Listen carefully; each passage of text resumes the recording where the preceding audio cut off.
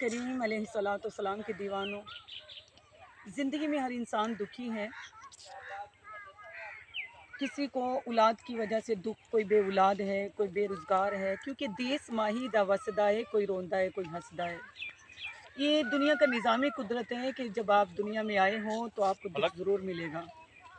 तो आप, अगर मैं छोटा सा आपको वजीफ़ा बताऊंगी, अगर आप चाहते हैं कि अल्लाह ताला आपके दुखों को दूर फरमा दे, अल्लाह ताला मुसीबतों को रहमत में बदल दे, बीमारियों को शिफा में बदल दें, तो आप लोगों को चाहिए पाँचों नमाज़ों के बाद, हर नमाज के बाद सिर्फ 41 मरतबा आपने पढ़ना है, अस्सलातु वस्सलामु अलैका या सय्यदी या रसूलल्लाह, अस्सलातु वस्सलामु अलैका या सय्यदल्लाह।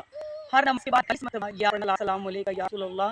नसरान सदके, अगर आप जिस मकसद के भी हजूर के सदके आजमाया वजीफ़ा है कि अल्लाह हर मकसद में कामयाबी अता फरमाएगा। बे औलाद है तो अल्लाह औलाद देगा, बीमार है तो शिफा देगा। तो इंशाअल्लाह ये वजीफ़ा कीजिए और मुझे भी दुआ में ज़रूर याद रखिएगा।